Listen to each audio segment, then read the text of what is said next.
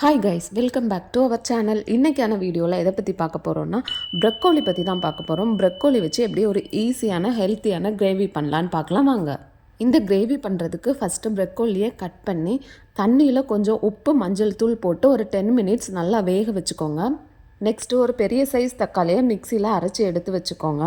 Gravy பண்ணுறதுக்கு தேவையான அளவுக்கு எண்ணெய் சேர்த்துக்கோங்க. 1 ஸ்பூன் அளவுக்கு ஜீரகம் சேர்த்துக்கோங்க. நெக்ஸ்ட்டு லவங்கம், பட்டை, கிராம்பு இதெல்லாம் சேர்த்துக்கோங்க. கூடவே ஒரு பெரிய சைஸ் வெங்காயம் சேர்த்துக்கோங்க. சின்ன வெங்காயமாக இருந்தால் 2 சேர்த்துக்கோங்க. சேர்த்து வெங்காயத்தை பொன்னிறம் ஆகிறது வரைக்கும் நல்லா வதக்கி விட்டுக்கோங்க. கூடவே கொஞ்சம் உப்பும் இஞ்சி பூண்டு விழுது 1 ஸ்பூன் அளவுக்கு சேர்த்துக்கோங்க. உப்பு சேர்த்து வதக்குறனால வெங்காயம் சீக்கிரமாக வதங்கிடும். பொன்னிறம் ஆகிற அளவுக்கு வதங்கினதுக்கப்புறமா 3 கட் பண்ணி வச்சுருக்க மிளகாய் சேர்த்துக்கோங்க.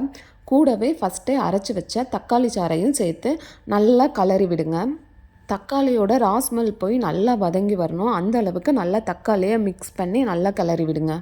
தக்காளியும் நல்லா வதங்கினதுக்கப்புறமாட்டு 1.5 ஸ்பூன் அளவுக்கு மிளகுத்தூள், 1 ஸ்பூன் மல்லித்தூள், 1 ஸ்பூன் கரம் மசாலா, கொஞ்சமாக மஞ்சள் தூள் சேர்த்து நான் நல்லா வதக்கியிருக்கேன். உங்களுக்கு எந்த அளவுக்கு ப்ரக்கோலியோட குவான்டிட்டி இருக்கோ அந்த அளவுக்கு நீங்கள் எல்லா தூளையும் சேர்த்துக்கோங்க. மிளகுத்தூள் எல்லாம் மிக்ஸ் ஆனதுக்கப்புறமா நம்ம ஃபஸ்ட்டே ப்ரக்கோலியை தண்ணியில் போட்டு வேக வச்சு எடுத்துருக்கோம். அதை இது கூட சேர்த்து நல்லா வதக்கிக்கோங்க. மசாலாவும் ப்ரக்கோலியும் நல்லா மிக்ஸ் ஆகணும். அந்த அளவுக்கு நல்லா மிக்ஸ் பண்ணிக்கோங்க. மிக்ஸ் பண்ணிவிட்டு அது கூட 1 கப் அளவுக்கு தண்ணி சேர்த்து வேக வைங்க. நெக்ஸ்ட்டு தேங்காய் ஒரு 4 ஸ்பூன் அளவுக்கு தேங்காயும் அரைச்சி அது கூட ஆட் பண்ணிக்கோங்க.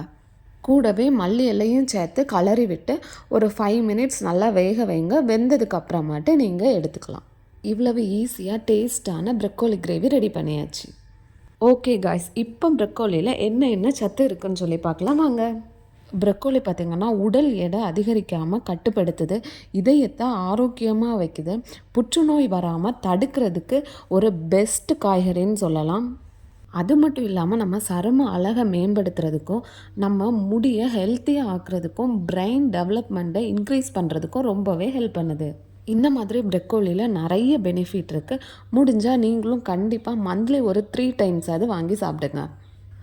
ஓகே கைஸ், இந்த வீடியோ உங்களுக்கு ரொம்பவே யூஸ்ஃபுல்லாக இருந்திருக்கும்னு நினைக்கிறேன். வீடியோ பிடிச்சிருந்தால் லைக் பண்ணுங்கள், உங்கள் ஃப்ரெண்ட்ஸ்க்கும் வீடியோவை ஷேர் பண்ணுங்கள். இது வரைக்கும் நம்ம சேனலை சப்ஸ்கிரைப் பண்ணலன்னா மறக்காமல் சப்ஸ்கிரைப் பண்ணிக்கோங்க. தேங்க்ஸ் ஃபார் வாட்சிங்.